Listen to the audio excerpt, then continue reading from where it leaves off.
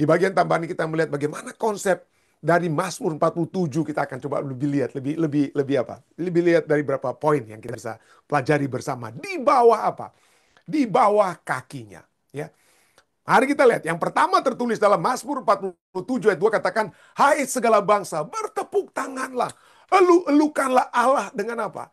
Sorak-sorai. Jadi kalau kita bertepuk tangan, ya kalau ada yang bertepuk tangan gitu ya, itu biasanya dua ya.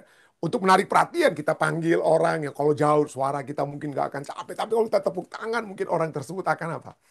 Akan mendengar pada saat kita menarik perhatian mereka dengan tepuk tangan. Nah, selain itu, bertepuk tangan juga itu adalah biasanya sebagai ungkapan kegembiraan batin. Kalau kita memiliki kegembiraan batin, maka kita akan apa ya?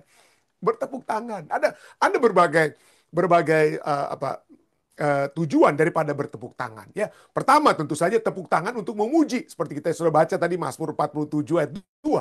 Mazmur 98 ayat 8 juga melakukan hal sama. Dan kalau kita baca ayat lainnya, maka Yesaya 55 ayat 12 juga menyatakan tentang apa? Tepuk tangan untuk memuji Tuhan ya, bukan memuji penyanyinya, memuji pendeta yang berkhotbah atau apa, bukan memuji Tuhan ya. Yesaya 55 ayat 12 juga katakan apa? Sungguh kamu akan berangkat dengan sukacita dan akan dihantarkan dengan damai. Gunung-gunung serta bukit-bukit akan bergembira dan bersorak-sorai di depanmu. Dan segala pohon-pohonan di padang akan bertepuk tangan. Sedangkan bukan hanya manusia, alam saja akan bertepuk tangan. Ya.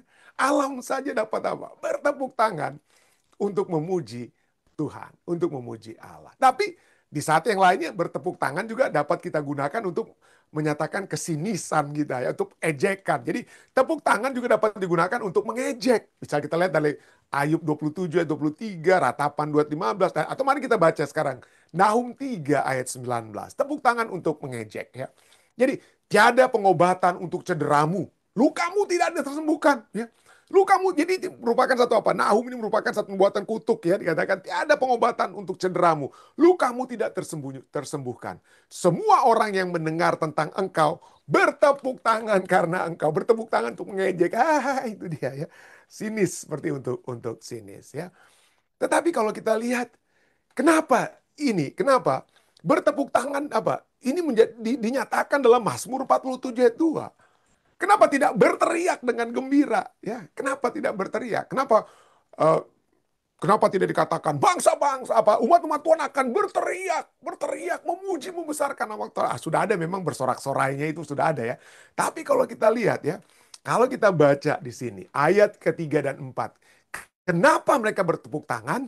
Kenapa mereka bertepuk tangan? Kenapa? Sebab Tuhan yang maha tinggi adalah dahsyat. Raja besar atas apa? Seluruh bumi, atas seluruh bumi. Ia menaklukkan bangsa-bangsa ke bawah kuasa kita. Suku-suku bangsa ke bawah kaki kita. Jadi dia berbicara tentang seluruh umat manusia di seluruh bumi dari berbagai bangsa, dari berbagai suku. Artinya kalau ada berbagai bangsa dan berbagai suku, ada berbagai bahasa. Bahasanya banyak. Ya. Kalau semua orang bersorak-sorai dengan bahasa masing-masing, mungkin orang bingung nih, yang ngomong ini ngomong apa ini ya? Sedang ngomong apa? Tetapi kalau kita bertepuk tangan, dengan kata lain, kalau yang mereka lakukan adalah bertepuk tangan, maka semua umat manusia yang memuji, yang berbeda bahasa, dapat disatukan pujian mereka pada saat mereka bertepuk tangan. Kenapa? Karena tepuk tangan itu menggunakan, mereka seluruh umat manusia yang berbeda bahasa dapat menggunakan satu cara yang sama untuk memuji, yaitu untuk apa ya? Bertepuk apa? Bertepuk tangan, bertepuk tangan. Nah, kenapa saya ingin bahas sedikit masalah ini? Karena ada satu pertanyaan yang sering kali ditanyakan, pendeta di gereja itu boleh bertepuk tangan atau enggak ya? Kenapa di gereja itu kayaknya nggak boleh deh kita bertepuk tangan pendeta ya? Nggak boleh itu seringkali ada katakan ya. Oke, dari segi ada yang coba, saya baca-baca artikel, ada orang yang tulis, wah di dalam Alkitab itu dibedakan, bertepuk tangan itu boleh, tapi di acara sosial. Kalau acara pemerintahan boleh tepuk tangan, tapi kalau dalam tempat ibadah nggak boleh tepuk tangan, diam-diam semua, berdiam diri di hadapan Tuhan, karena dia ada Habakuk 2:20 atau apa yang sering kali. Jadi nggak boleh bertepuk tangan, diam-diam.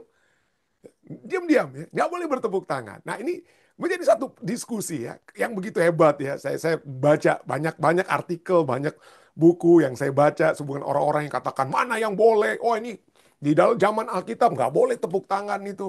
Itu kalau di dalam ibadah itu nggak boleh. Kalau di luar bertepuk tangan. Tapi ingat, Mazmur 47 ayat 2 bertepuk tangan itu untuk siapa? Untuk Tuhan.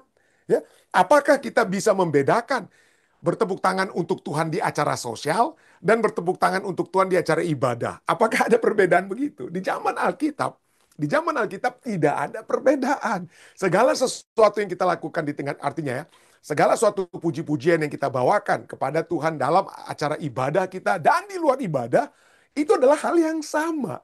Tujuannya untuk memuji Tuhan. Tidak bisa apa? Dibeda-bedakan ya. Tidak bisa dibeda-bedakan. Oh, mungkin ada yang katakan, oke, oke, zaman Alkitab, oke. Ada yang katakan seperti begitu. Tapi sekarang pendeta, tapi kan kalau tepuk-tepuk tangan kan Advent kan harus dibedakan. Jangan sampai seperti agama lain seperti Pantekosta itu apa tepuk-tepuk tangan jadi ribut, berisik ya. Akhirnya fokusnya bukan kepada Tuhan. Nah, seringkali ada yang berpikir seperti atau menyatakan argumen seperti demikian ya. Jangan kita fokus kepada manusia, gantinya tepuk tangan. Gimana kalau kita bilang amin saja, pendeta? Amin. Nah, saya dulu berpikir seperti begitu. Wah, jangan di gereja itu jangan ribut-ribut ya. Jangan tepuk tangan, diam aja, jangan diam aja ya. Tapi saya kaget, kenapa? Karena pada saat saya masuk di Amerika Serikat ini, maksudnya menjadi pendeta di Amerika Serikat ini dan masuk ke gereja-gereja lain yang khususnya di conference kami, conference Allegheny East Conference itu adalah conference-nya dari bukan orang-orang putih Amerika, tapi mayoritas ya. Artinya conference itu adalah untuk orang-orang berkulit hitam ataupun minoritas lainnya. Dan pada saat saya masuk ke gereja-gereja orang Afrika Amerika, waduh, mereka itu ribut sekali bertepuk tangan, hebat sekali mereka bertepuk tangan ya untuk memuji Tuhan. Haleluya, tepuk tangan. Jadi seperti Pantekosta. Jadi saya pikir, "Wih, ini kok Advent kok begini tepuk-tepuk tangan." Tapi kembali pada saat saya mempelajari firman Tuhan, seperti yang kita pelajari Mazmur 47 ayat 2, mungkin harus kita melihat poin yang sesungguhnya. Poin pertama, apakah Alkitab itu membedakan kalau bertepuk tangan untuk Tuhan di luar tempat ibadah atau di luar suasana ibadah, pada saat kita berada di padang sambil menyanyi tepuk-tepuk tangan, boleh memuji Tuhan dengan tepuk tangan, yang penting di padang, di ladang. Tapi kalau kita berada di tempat ibadah, nggak boleh diam-diam kita. Apa begitu? Ya? Ayat ini tidak menyatakan hal demikian. Tujuan memuji Tuhan itu adalah untuk apa? Kita membesarkan Tuhan dan kita dapat apa? Mazmur 47 ayat 2 katakan dapat apa? Bertepuk tangan. Itulah sebabnya hati-hati dengan saat kita mempelajari Alkitab. Jangan kita mengikuti apa pepatah dalam bahasa Inggris. Ada pepatah dalam bahasa Inggris katakan, don't throw out the baby with the bath water. Artinya jangan membuang bayi bersama air mandinya. Bayi kan kita mandikan. Air yang kita gunakan untuk bayi tersebut jadi kotor kan. Nah, apa yang kita harus buat? Apakah pada saat ya, kalau Amerika bukan disiram seperti apa ya? Ini istilahnya karena di Amerika tuh biasa ditaruh di batap gitu ya, di air. Jadi di situlah ditaruh sabun ya. Baru terakhir mungkin baru dibilas sedikit. Jadi airnya itu kotor, air mandinya kotor. Nah, air mandinya itu harus kita buang karena kotor istilahnya, karena habis membersihkan bayi. Tapi apa berarti bayinya juga kita bersihkan? Artinya kita buang juga. Nggak begitu kan? Jadi jangan membuang bayi bersama air apa? Mandinya. Artinya jangan membuang sesuatu yang berharga seperti bayi bersamaan dengan hal-hal yang tidak penting, yang bukan esensial atau yang tidak Anda apa? Ingini. Jadi dengan kata lain, jangan karena kita pikir, waduh ini kalau tepuk tangan itu udah keduniawian, berfokus pada orang. Betul, saya tidak salahkan, betul. Jangan bertepuk tangan hanya untuk mendengar pembicara, penyanyi, kita tepuk tangan untuk puja-puji pembicara tersebut. Tapi bukan berarti sama sekali kita tidak boleh apa? Terus terang saja, sama sekali kita tidak boleh tepuk tangan ya. Dengan telan. Kenapa? Karena saya bisa menyaksikan teman-teman saya yang di gereja African American, mereka berbakti dengan sungguh-sungguh, saudara. Bukan untuk memuji pembicaranya, bukan untuk memuji penyanyinya, tapi memang bertepuk tangan untuk Tuhan, gadisku. Dan saya tidak melihat mereka itu seperti keduniawian atau untuk memuja-muja orang, ya, tapi memuja pencipta, memuja Allah kita. Ya. Dengan bertepuk tangan juga. Inilah sebabnya. Mari saya bawakan. Mungkin Anda pikir, wah Pendeta Lantung ini kontroversial nih pembahasan malam hari. Bukan, tidak ya. Mari kita lihat jawaban yang dibuat dari Angel Rodriguez. Dia adalah penulis dari Biblical Research Institute ya. Gereja Masih Advent Hari ke-7 punya namanya Biblical Research Institute, institut untuk membahas tentang pertanyaan-pertanyaan ya. Dan salah satu pertanyaan yang ditanyakan adalah clapping in church. Bagaimana kita bertepuk tangan di mana? Di gereja Ya, bertepuk tangan di gereja. Bagus sekali pembahasannya. Tapi ini kesimpulannya ini. Ini yang dia tuliskan. Bukan saya yang tuliskan, tapi dia tuliskan ya. Leaving aside the issue of cultural influence. Jadi mengesampingkan masalah pengaruh budaya. Kan ada budaya orang African American yang biasa tepuk tangan ya.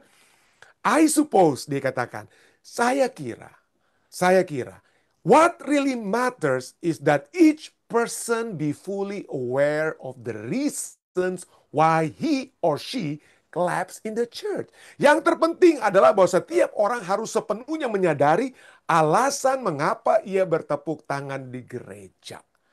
Motivation becomes extremely important in this context. Artinya motivasi menjadi sangat penting dalam apa? Konteks ini. Kalau Anda merasa tergugah dengan lagu, dengan pekabaran firman Tuhan dan Anda ingin memuji Tuhan dan Anda tidak bisa tergerak, ya silakan, ya silakan.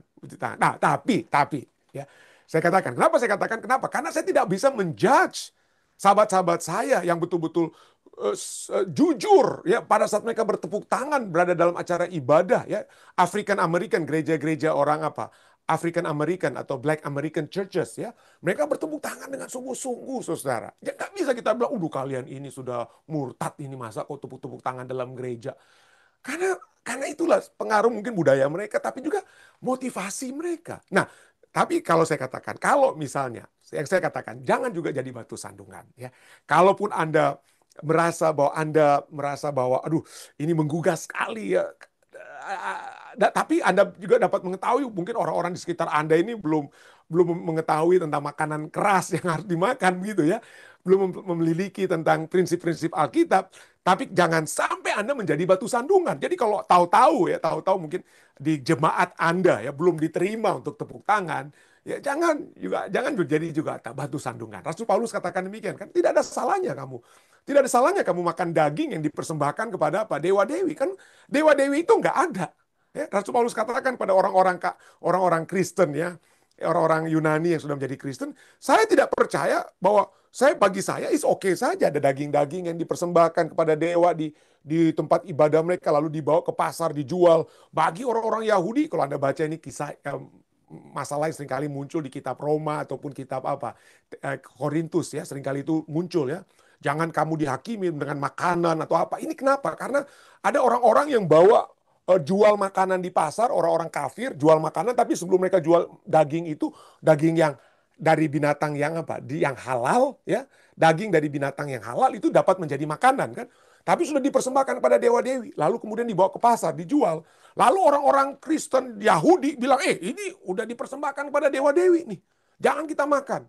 Jangan kita makan. Lalu kemudian Rasul Paulus katakan, tidak ada itu dewa-dewi. Silakan. Yang penting kan binatangnya binatang apa? Binatang halal. Silakan makan. Tapi Rasul Paulus katakan, tapi kalau itu menjadi batu sandungan, ya, kalau itu menjadi batu, janganlah kita buat. Kenapa? Karena ada orang-orang yang belum bisa menerima. Mereka masih bisa makan makanan yang lembek. Tapi kepada kalian yang makanan yang keras bisa dimakan, silakan. Tapi jangan jadi batu sandungan.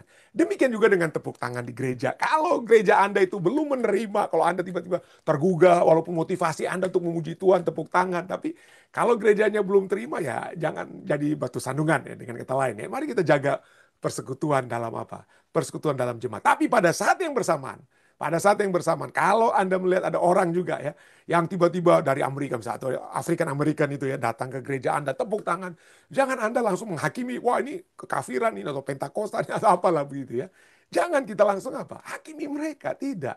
Kita tidak bisa menjudge motivasi orang. Ya. Tapi bagi kita sendiri, bagaimana alasan kita untuk Jangan menghakimi orang lain motivasi. Tapi sekali lagi, ini cuma bagian pertama dari pembahasan kita. Ya. Pembahasan kita bukan hanya tentang tepuk tangan, tapi apa? Ya, ini mari kita lihat. Mazmur 47 ayat 3-4 katakan, sebab Tuhan yang Maha Tinggi adalah dahsyat, Raja yang besar atas seluruh bumi.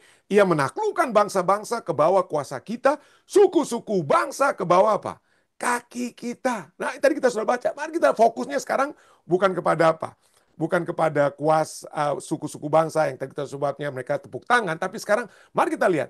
Ia menaklukkan bangsa-bangsa ke bawah kuasa kita, suku-suku bangsa ke bawah kaki kita. Waduh, ya. Jadi seakan-akan Tuhan telah memberikan kesempatan kita untuk menjadi pemimpin.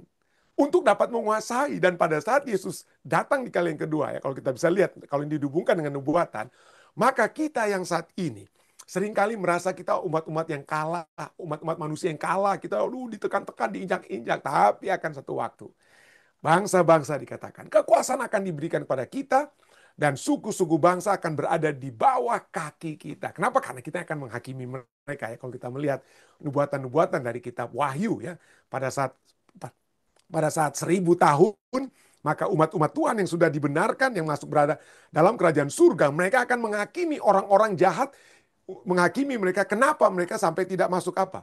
Kenapa mereka tidak masuk dalam kerajaan surga? Tapi sekali lagi, jadi kita akan menjadi penguasa. Kita akan menjadi apa? Menerima kuasa surga. Tapi sekali lagi itu, jangan menjadi satu hal yang membuat kita sombong. Ya. Wow, kita akan menerima kuasa. Ya. Suku-suku bangsa akan berada ke bawah kaki kita. Seakan-akan kaki kita. Ya. Tidak, bukan kaki kita. Kita mendapatkan kemenangan. Karena apa? Karena kita telah diberikan kemenangan tersebut. Tony Evans katakan, you are not fighting for victory. Anda atau kita, saat ini kita tidak berjuang untuk meraih kemenangan. Tapi kita berjuang dari kemenangan. Saat kita menerima Yesus Kristus, maka kita menjadi pemenang. Walaupun belum kelihatan nyata saat ini, tapi pada saat Yesus datang di kali yang kedua. 1 Tesalonika 4 katakan pada saat Yesus datang di awan, kita akan naik bersama-sama masuk dalam kerajaannya untuk selama-lamanya. Disitulah kita menjadi pemenang yang lebih apa? Lebih nyata. Saat ini mungkin masih sedikit samar-samar kemenangan kita ya. Hanya banyak orang dunia tidak tahu kita menang dengan kata lain. Tapi kita sudah menang. Itu sebabnya dikatakan kita tidak berjuang untuk meraih kemenangan, tetapi kita berjuang dari kemenangan. You are fighting from victory. Kenapa? Karena pertempuran ini sudah dimenangkan. Kalau kita merasa bahwa saat ini kita menderita dan lain sebagainya, tapi kita harus tahu ya, janji-janji Tuhan. Kita sudah baca tadi 1 Tesalonika 4 ya.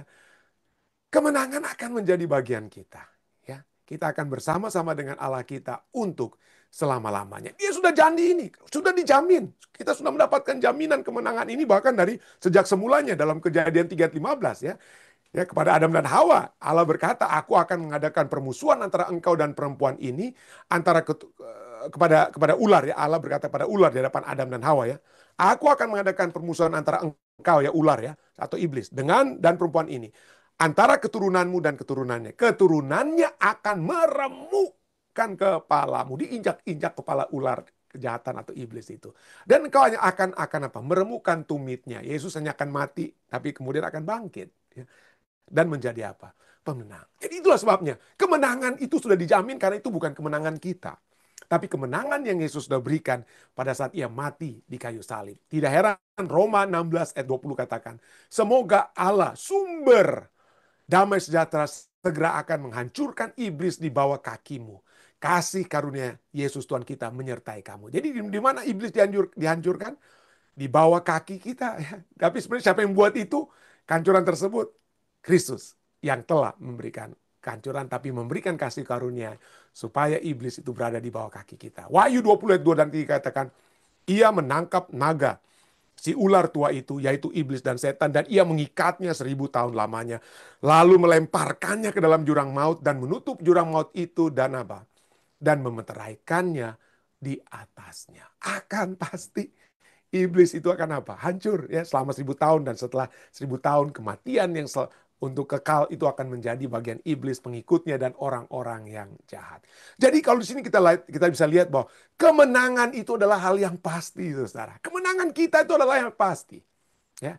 Dalam Mazmur 47, kembali kepada Mazmur 47 yang kita pelajari saat ini. Mazmur 47 ayat 5 katakan, ia memilih bagi kita tanah pusaka kita, kebanggaan Yakub yang dikasihinya. Apa artinya? Bahasa Inggrisnya kita lihat tanah pusaka itu inheritance, warisan. Ya. Dia memilih warisan bagi kita. Dia memberikan bagi kita, memberikan pilihan yang terbaik, yaitu warisan bagi apa? Warisan, bukan dari tanah pusaka, tapi warisan bagi kita. Artinya apa? Allah memilih umatnya dan memberi mereka warisan. Memberi warisan. Kemenangan Israel bukan karena kekuatan mereka, tetapi oleh tangan Tuhan. Demikian pula tempat kita di kerajaan Allah nantinya, saat ini dan nantinya. Tidak diperoleh dengan usaha-usaha kita, tidak. Tidak ada usaha-usaha kita untuk memperoleh kemenangan, untuk memperoleh warisan ya yang Tuhan sudah janjikan. Itu bukan. Itu diberikan oleh kasih apa? Oleh kasih karunia. Oleh kasih karunia. Ia telah merencanakan sejak semula. Efesus 1 ayat 5 katakan Allah mengerjakan segala sesuatunya menurut keinginannya dan keputusannya sendiri. Ya, seperti ayat tadi katakan apa? Ia memilih bagi kita. Sejak kapan dia pilih tanah pusaka itu? Sejak semula menurut Efesus 1 ayat 11. Ya. Allah mengerjakan segala sesuatu menurut keinginannya dan keputusannya sendiri. Sejak semula ia sudah memilih kita sebab ia ingin supaya kita menjadi umatnya. Karena kita yang bagaimana? Kita yang bagaimana? Kita yang bersatu dengan Kristus. Jadi itulah jaminan itu sudah ada saudara. Itulah jaminan itu sudah ada. Roma 8 ayat 17 ayat yang terakhir. Mari kita lihat. Nah kalau kita adalah anak-anaknya. Maka kita pun adalah ahli warisnya. Akan mendapat warisannya yang akan menerima berkat-berkat yang disediakan Allah untuk anak-anaknya, saudara dan saya. Kita akan menerima bersama-sama dengan Kristus apa yang sudah disediakan Allah bagi Kristus ya. Sebab kalau kita menderita bersama Kristus, kita juga akan dimuliakan, kita akan dimuliakan juga bersama dengan Dia. Kiranya pelajaran kita dari Mazmur 47 ya, ayat 2 sampai 5 ini menjadi satu kekuatan bagi kita semua. Kita adalah pemenang. Karena kemenangan itu telah Yesus apa? Berikan. Dan kepada kita diberikan jaminan. Warisan itu adalah jaminan. Kalau Anda menerima surat warisan, itu jaminan bahwa kita pasti akan apa? Kita akan memperolehnya. Kasih karunia Allah yang memberikan kemenangan kepada kita. Saya berdoa kiranya kita tidak pernah merasa kalah terus dalam kehidupan kita. Tidak. Tidak perlu takut. Kita adalah pemenang karena Kristus yang telah menang. Saya bawa ini dalam nama Yesus.